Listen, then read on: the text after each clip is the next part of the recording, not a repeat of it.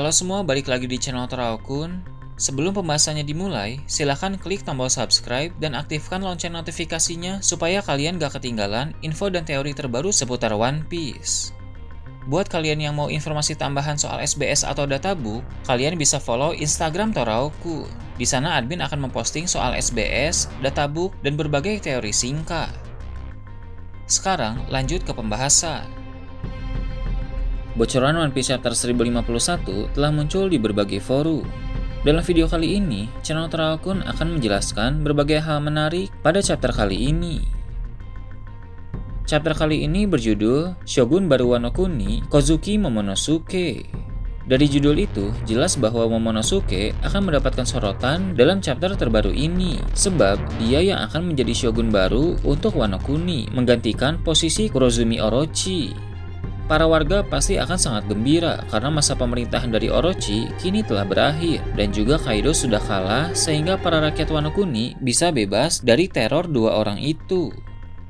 Masuk ke dalam cerita utama, diperlihatkan Denjiro mengumumkan soal orang yang akan menjadi shogun baru Wano Kuni.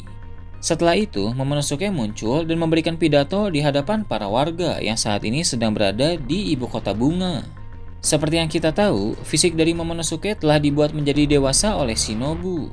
Momonosuke pun mendapatkan fisik seorang pria, seakan-akan dia tidak pernah melompati waktu sebanyak 20 tahun. Namun, selama Perang Wano berlangsung, Momonosuke terus-menerus berada dalam mode naga, sehingga yang bisa kita lihat hanya wujud naga besarnya saja, sedangkan wujud manusia Momonosuke masih menjadi misteri. Misteri itu pun akhirnya terungkap dalam chapter terbaru ini, sebab kita akan melihat dengan jelas penampilan dari Momonosuke sekarang ini. Dari bocoran yang beredar, dia memiliki rambut yang panjang. Kemungkinan besar, Momonosuke akan cukup mirip dengan Kozuki Oden saat masih muda. Dengan fisik dewasa, Momonosuke juga sangat layak menjadi shogun yang baru, dibanding jika dia masih memiliki fisik anak kecil seperti sebelumnya. Memang mental Momonosuke tetap masih anak-anak, sebab yang dibuat dewasa oleh Shinobu hanya fisiknya saja. Meski begitu, seiring berjalannya waktu, mental Momonosuke pasti akan terus berkembang. Para sarung pedang merah pun akan membantu Momonosuke dengan berbagai nasihat, sehingga Momonosuke akan cukup bijak saat menjadi shogun. Isi dari buku catatan Oden pun bisa membantu Momonosuke untuk memahami situasi, karena buku tersebut berisi berbagai hal penting dan juga beberapa misteri. Keputusan Momonosuke untuk menunda membuka negeri Wano pun pasti berkaitan dengan buku catatan itu.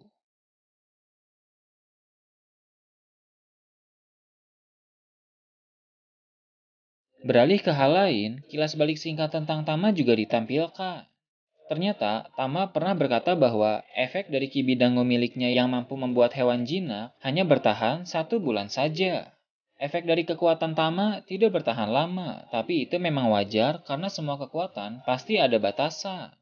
Informasi ini tentu cukup menarik, karena seperti yang kita tahu, ada banyak pengguna kekuatan buah iblis Smile yang menjadi sekutu karena memakan ki bidango Tama.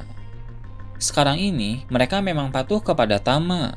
Mereka menganggap Tama sebagai bos dan akan melakukan perintah apapun dari gadis itu. Namun, 1 bulan lagi para pengguna buah iblis Smile berpotensi kembali menjadi musuh karena efek dari ki bidango Tama akan segera berakhir. Jadi, selama mereka masih patuh kepada Tama, mereka harus dimanfaatkan sebaik mungkin, entah untuk keperluan apapun.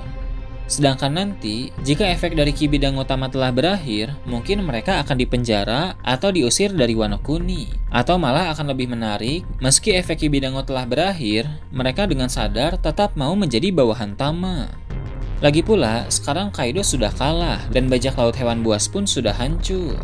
Pilihan bagi para pengguna buah iblis Smile adalah dipenjara atau diusir, atau tetap menuruti perintah Tama. Jika para mantan bajak laut hewan buas itu menjadi bawahan Tama, mereka bisa membantu memperbaiki Wano Kuni. Mereka akan menebus dosa mereka di masa lalu dengan cara membantu para warga Wano Kuni di masa depan.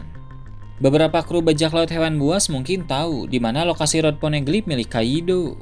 Jadi, mereka bisa memberitahukan di mana lokasi Road Poneglyph tersebut.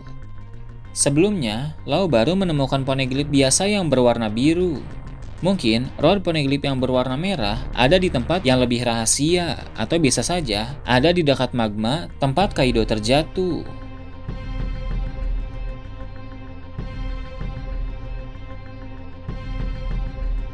Di panel terakhir, dalam chapter ini juga Yamato pergi menemui bajak laut topi jerami. Seperti yang kita tahu, Yamato ingin berlayar ke lautan, sama seperti yang pernah dilakukan oleh Kozuki Oden. Yamato pun mengatakan keinginannya kepada bajak laut topi jerami, yang mana rupanya Yamato ingin bergabung. Perkataan dari Yamato membuat beberapa orang dalam bajak laut topi jerami cukup terkejut dan ada juga yang senang. Apakah dia akan benar-benar bergabung ke dalam bajak laut topi jerami memang masih belum diketahui. Menurut admin, kemungkinan besar dia memang akan bergabung. Tidak ada alasan bagi Luffy dan kawan-kawan untuk menolak Yamato, apalagi Yamato memiliki kekuatan besar yang nanti bisa berguna dalam berbagai pertarungan. Selain kekuatan, Yamato pun memiliki informasi penting yang berkaitan dengan berbagai rahasia dunia. Dia telah membaca buku catatan Oden, bahkan mungkin dia sudah menghafalnya karena dia menemukan buku tersebut sudah dari 20 tahun yang lalu. Buku catatan itu telah diberikan kepada Momonosuke sehingga bajak laut topi jerami tidak bisa membawanya. Tapi karena sekarang Yamato bergabung dengan bajak laut topi jerami, maka mereka masih bisa mendapatkan informasi-informasi tersebut. Teori tentang bergabungnya Yamato ke dalam bajak laut topi jerami akhirnya menjadi nyata. Memang ini adalah pilihan terbaik, karena yang ditakutkan adalah jika para warga Wano Kuni tahu bahwa Yamato adalah anak dari Kaido, mereka pasti akan membenci Yamato dan memperlakukan Yamato dengan buruk.